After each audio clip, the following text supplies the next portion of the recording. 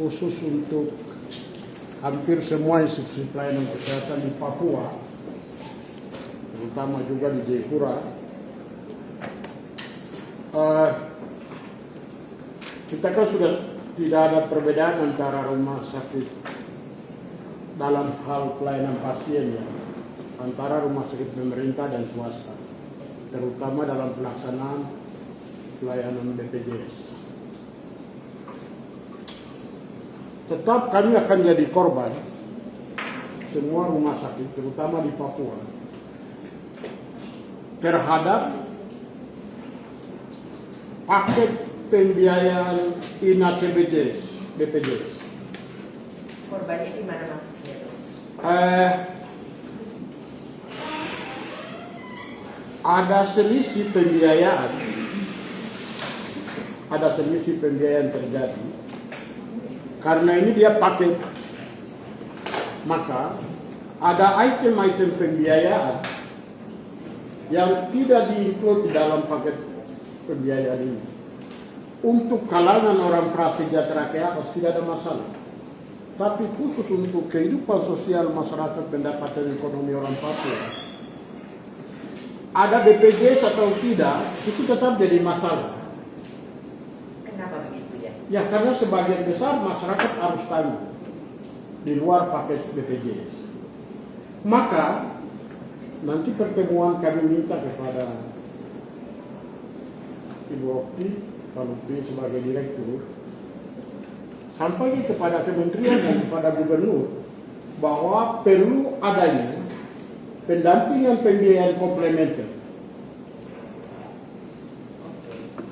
Apakah itu sistem paket BPJS yang kita menganut sistem Malaysia atau negara ASEAN ini mau dipertahankan, atau kita mau rubah sistem paket pelayanan dari BPJS ke DRG dengan menggunakan 7 digital, dari 4 digit menjadi 7 digit, di mana sistem cost pembiayaan adalah real cost, tidak seperti paket BPJS sekarang.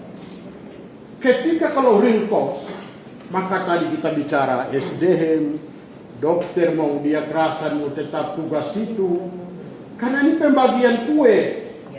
Satu paket OK kamar operasi hanya 5 juta dibagi sekian dokter spesialis, ditambah dengan perawat, penunjang lain, ditambah dengan bayar listrik, air dan sebagainya. Sepertinya ilusi efisiensi. Pelaksanaan paket BPJS ilusi efisiensi. Kenapa?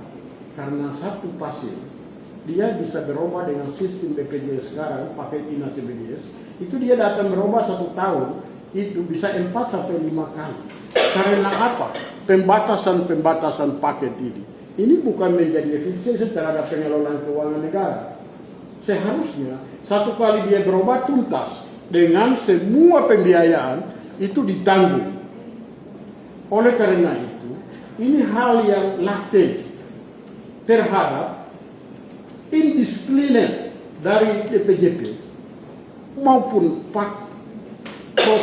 profesi kelangkaan ini tidak kelihatan, tapi bisa saja sewaktu-waktu masalah-masalah bisa muncul dan dampaknya dirasakan seperti yang kita rasakan ini. Mungkin bentuknya lain. Oleh karena itu kesimpulannya ada 2 usulan dari Papua. Pertama, paket BPJS wajib dirubah menjadi paket DRG dengan 7 digit. Sehingga real cost bukan paket BPJS yang tidak mengakomodir sebagian pembiayaan dalam paket BPJS. Itu satu. Yang kedua,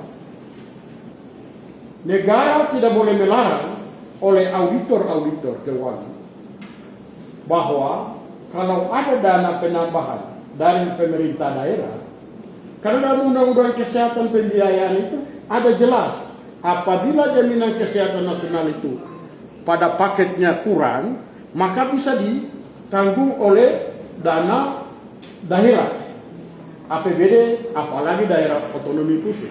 Itu sangat undang-undang menjamin. Oleh karena itu tolong sampaikan bahwa seharusnya ada dana komplementer untuk melengkapi pada paket-paket INA BPJS tadi untuk orang Papua yang tidak mampu. Ini tidak boleh diabaikan karena kasus ini akan muncul. Kami punya orang petugas di Papua di IGD ini jadi korban bulan-bulan. Meja dibanting, dapat pukul. Karena apa? Ada bagian-bagian tertentu yang masyarakat bayar karena masyarakat tidak punya uang. Padahal dia kepesertaan BPJS. Ini fakta nyata yang terjadi. Oleh karena itu, tolong rekomendasikan pemerintah daerah bersumber dana otonomi khusus wajib disiapkan dana komplementer. Ya dulu ada dana namanya KPS, tapi kan sekarang sudah tidak ada. Tidak ada karena ada dua faktor. Pertama, auditor-auditor itu BPK, Inspektorat BPKP menganggap dan memaknai bahwa ada duplikasi pembiayaan dalam jaminan kesehatan nasional. Ada double pembiayaan. Padahal ini tidak. KPS dulu itu dia melengkapi apa yang tidak terakomodir masyarakat Papua yang di BPJS maupun kekurangan paket pembiayaan. Tapi ini auditor itu memaknai seakan-akan ada duplikasi pembiayaan. Itu tidak benar. Itu yang pertama. Ya. Yang kedua, segera pemerintah daerah mengesahkan, menyusun juknis dan perda untuk dana komplementer jaminan kesehatan khusus Papua terhadap jaminan kesehatan nasional atau BPJS. Kalau ini tidak, kasus begini akan muncul terus. Catat, tim harus catat ini. Saya senior, saya bahannya belum jadi direktur Rumah Sakit Bayangkara. Yang lain saya sudah jadi direktur.